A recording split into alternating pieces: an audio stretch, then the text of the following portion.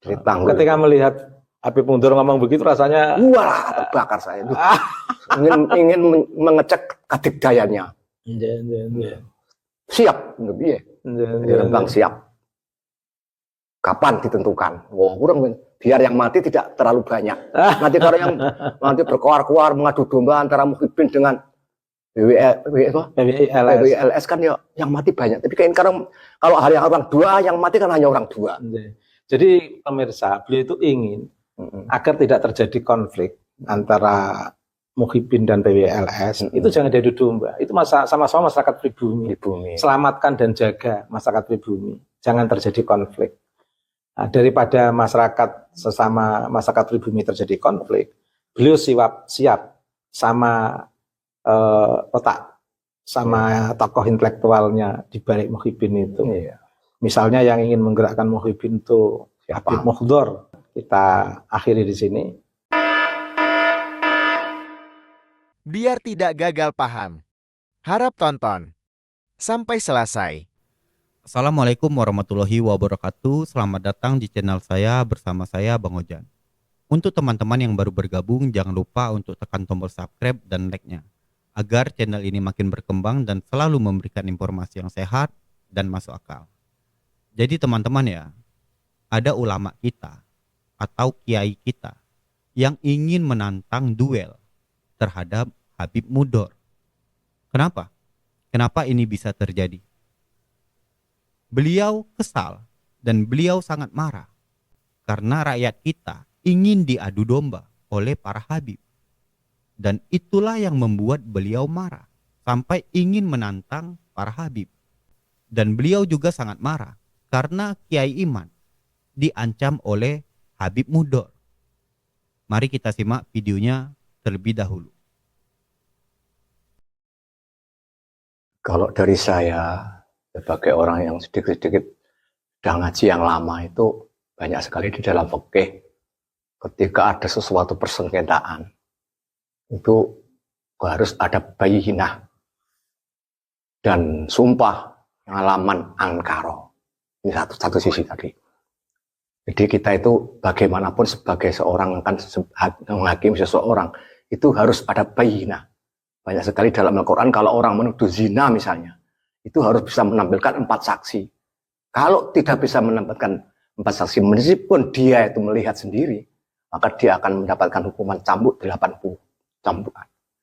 Dan ada di Mesir itu saya dengar, ini bisa ditanyakan kiai-kiai yang sudah baca dari Mesir, menghakimi seseorang maling misalnya, itu kalau dia maling dan mukir, itu kepalanya langsung keluar sumunya. Nah ini tidak bayyinah, maka akhirnya hakim tadi dipecat oleh penguasa Mesir karena menghukumi orang tidak dengan bayyinah, dengan bukti-bukti yang nyata. Ini sementara maka saya sangat setuju sekali dengan itu tesis Kiai Iman, memang bukan abal-abal karena dia mendatangkan, memberikan suatu makalah atau tulisan-tulisan yang bisa ditinjau kembali. Itu bayyinahnya ada. Dan kalau ada tidak benarnya, bisa dibenarkan. Jadi setiap ulama manapun, misalnya mazhab, itu kan banyak. Tapi yang diakui hanya 4. Karena apa? Ada datanya. Mudawwan. Imam Hanafi, Syafi'i, Maliki, Hambali. Itu ada buku-bukunya. Jadi bisa dilacak. Kalau yang lain kan hanya dan nggak bisa dihapus dengan hadirnya glorifikasi dari Pak Alwi yang ingin menjadikan mujtahid mutlak dari Pak Alwi. Tidak bisa. Tidak ada bukti, tidak ada kitab-kitab yang menunjukkan yang bisa dilihat oleh orang sekarang, bisa diselidiki kebenaran dan bisa direvisi dan sebagainya. Kalau tidak benar, tidak ada bayyinahnya harus ada. Dan yang ditokoh-tokohkan di Pak Alwi itu juga nggak ada keterangannya itu. Nah, ya, maka, munculnya baru abad ke-9, harus kedua-duanya yang percaya kepada bahwa Pak Alwi adalah tidak keturunan harus punya dalil, punya data, punya bayyinah yang otentik. Demikian juga yang menolak dan yang percaya itu harus sama-sama imbang gitu loh. Harus ada. Dan yang menarik Pak Dori ini, teman-teman, ini harusnya kan pensiun, sudah usia 72 tahun. Ya. Pensiun dari menggembleng Banser, pensiun dari mendampingi anak-anak muda Nahdlatul Ulama. Tapi di usia 72 tahun, begitu ada diskursus nasab, beliau ini semangat untuk mengikuti berita itu.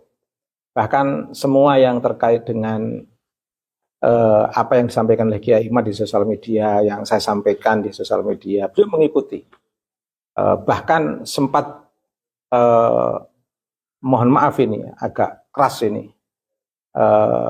sempat jengkel dengan Habib Mukhdor yang ingin memberikan terapi tegangan tinggi. Beliau itu siapa sih? Diadu sama beliau, mau saya. Ini beliau. Iya, berani ya. Banyak yang tidak meninggal. Jangan mengadu Muhyiddin dengan PWILS. Banyak bangkai yang tidak berdosa.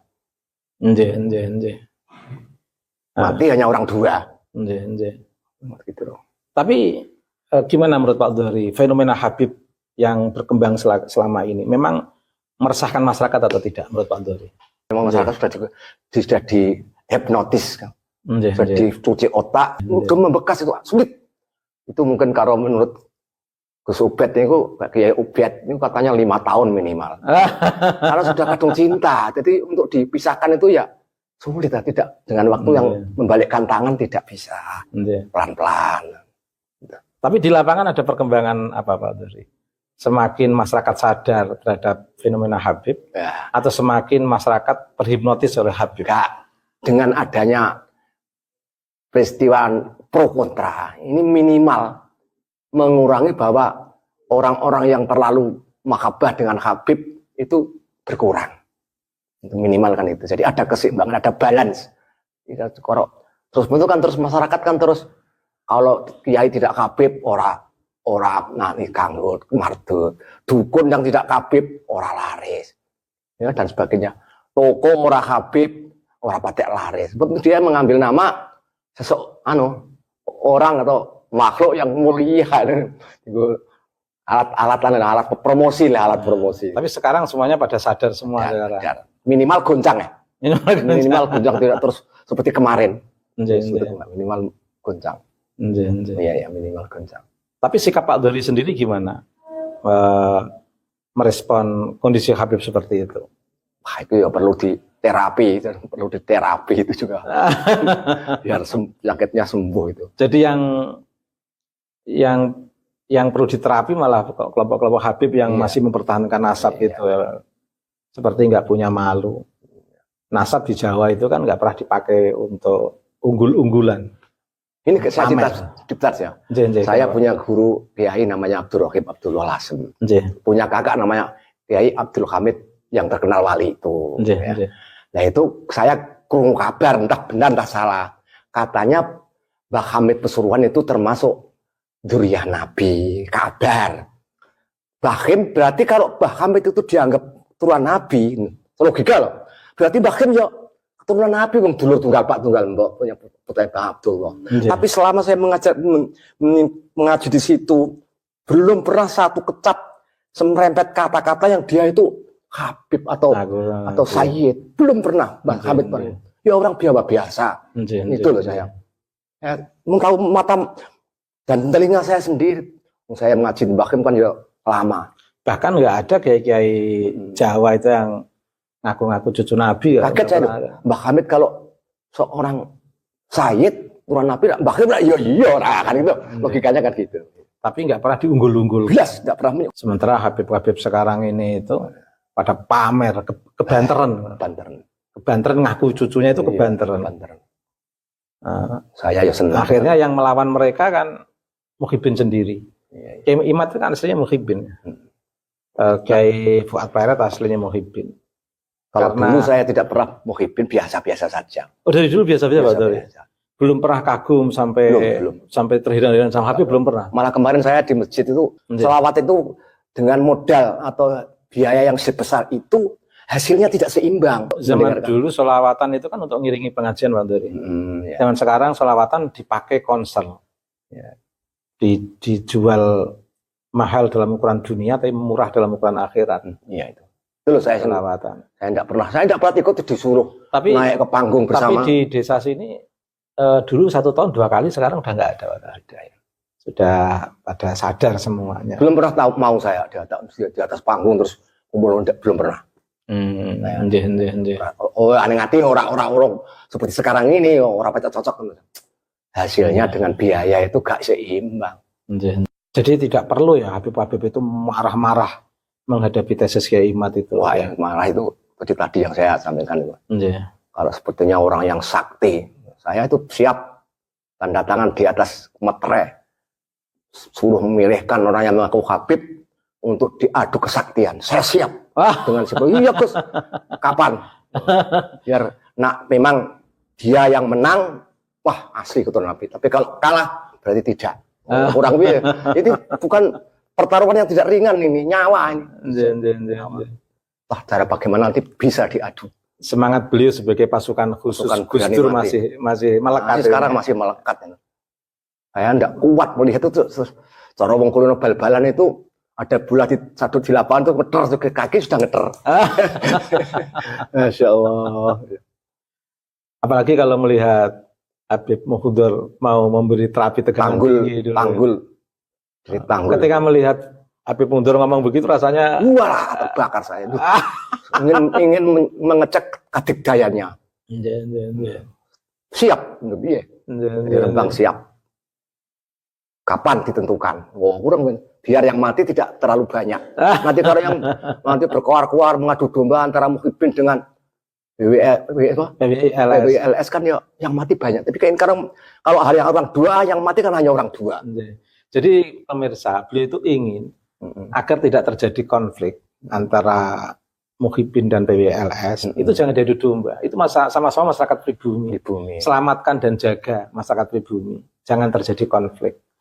Nah, daripada masyarakat sesama masyarakat pribumi terjadi konflik, beliau siap sama otak, sama tokoh intelektualnya di balik Muhyiddin itu. Misalnya yang ingin menggerakkan Muhyiddin itu Habib Mokhudor. Kita akhiri di sini. Ya, kalau saya pun sangat mendukung ya, mendukung tindakan dan kata-kata dari kiai itu. Kenapa? Baik ulama, baik rakyat biasa, itu sangat marah terhadap para habib. Lebih tepatnya terhadap para habib dari Ba'lawi. Kenapa itu bisa terjadi? Karena para habib ini sudah banyak melakukan masalah. Ya seperti membelokkan sejarah, mengeklaim sana-sini, membuat makam palsu, membodohi masyarakat, bercerita bohong. Banyak yang dilakukan oleh para habib yang membuat rakyat dan para ulama itu sangat marah. Dan kalau kiai ini ya bergerak, saya yakin banyak yang akan mendukung kiai ini dan membela kiai ini. Ya, saya yakin itu pasti banyak yang akan membela kiai ini. Coba teman-teman, apakah teman-teman mendukung tindakan kiai ini? Coba teman-teman komen di bawah. Oke teman-teman, mungkin sampai di sini saja pembahasan kita untuk teman-teman. Semoga hari-hari kita selalu dilindungi dan diberkahi oleh Sang Maha Pencipta, yaitu Allah Subhanahu wa taala. Assalamualaikum warahmatullahi wabarakatuh.